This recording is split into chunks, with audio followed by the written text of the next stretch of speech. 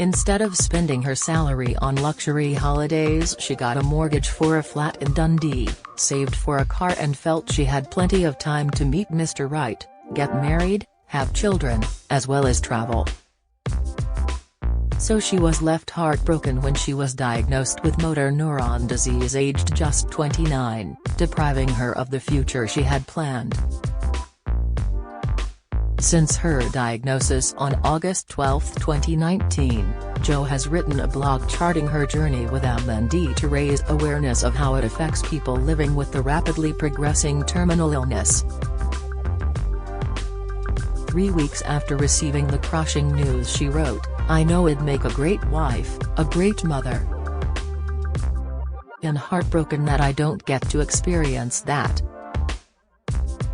And heartbroken my friends will grow old without me."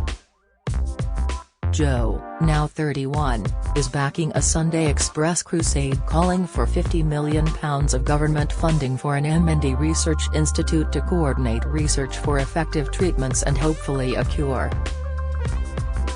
After growing up in Peebles in the Scottish borders, she moved to Dundee aged 17 to study fine art and then forensic art, before working in a bank and completing an internship with Turkey's National Police in Ankara to land her dream job with Police Scotland. Jo said, "I really enjoyed my job, I never dreaded going in and always looked forward to doing it." However, after 5 years she noticed a weakness in her hands when she went to test drive a new car in February 2019. Speaking from a specially adapted bungalow in Dundee where she now lives with mother Anna, 70, and her pet dog Chino, she said, "It was the first time I had been able to afford a car of my own for a time, so I went to test drive it. The salesman was waiting for me to start the engine and I was trying to turn the key, but nothing was happening. Because I had not driven for a while I thought maybe it was just stiff, or there was another explanation for it, so I tried not to think too much of it. But then gradually as the months went on I noticed that my fingers weren't closing together, they wanted to stay separate and I was struggling with buttons and zips, and coins in my purse. Eventually I went to the doctor. I felt like a bit of a hypochondriac saying my fingers don't close together. I didn't think she would be able to do or say much, but she referred me to a hand specialist at the hospital. She thought there might be a nerve trapped in my arm, so we did a nerve conduction study to find out where the nerve was trapped, and this found my nerves were abnormal at rest. They took me into hospital for an MRI scan and a lumbar puncture. Everything came back normal and healthy. When that happens all that is left is MND. Jo continued, "It was a massive shock because I thought MND was something that happened to older people. I have never been ill, I have always been a very active person, and when I was getting these symptoms I thought there would be a simple explanation that could be easily rectified. I thought maybe worst case scenario multiple sclerosis, I did not think MND was a possibility. But when the neurologist said I am afraid you have got MND, because I did not know much about it I said, well, what do we do now? He said, I am afraid we don't do anything, there is nothing we can do. That was really hard to hear and it was tough for my family and friends to accept." Jo continued doing the job she loved until March last year, when the COVID-19 pandemic forced her to shield. The progression of the disease since then means she now struggles to use a computer unaided. Jo says she started her blog because I think it is something people don't know about or hear about. She explained, "It's important people know what happens to the body when you have MND, and to try and raise a bit of awareness so that people will fund research and do fundraising events."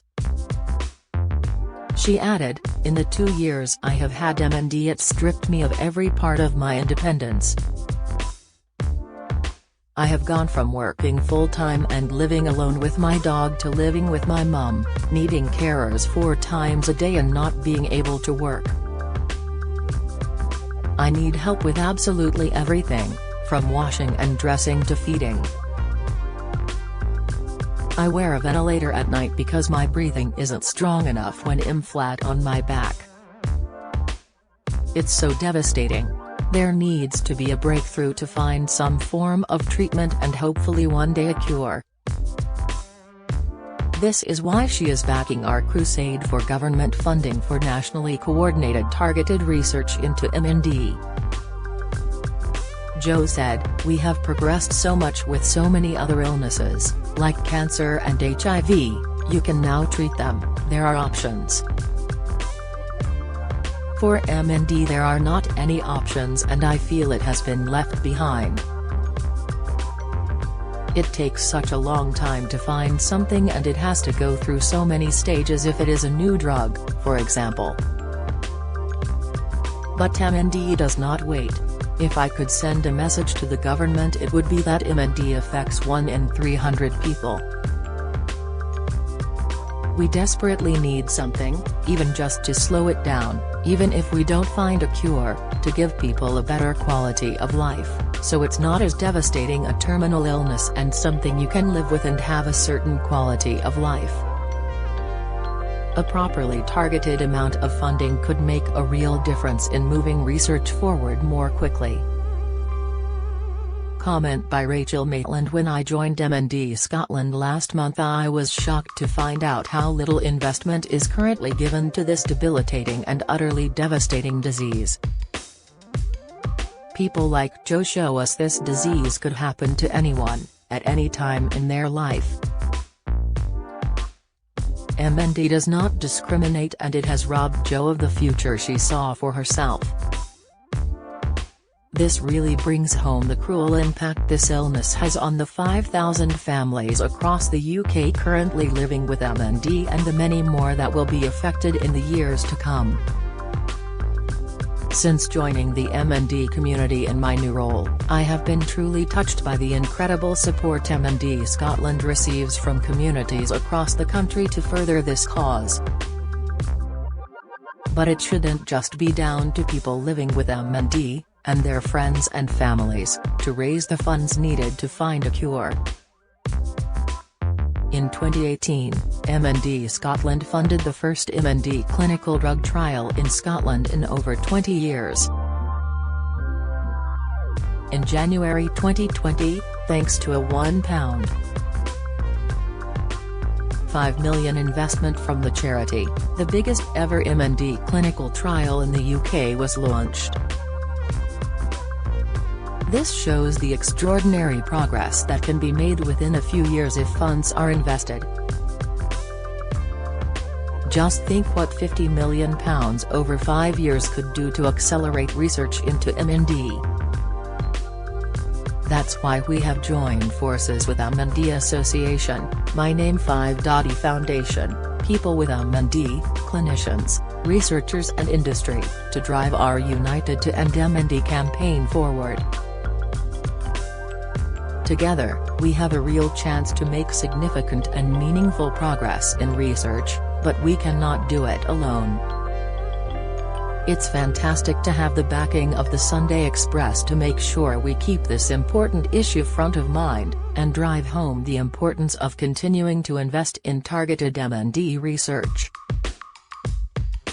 Now we need the UK government to join us too.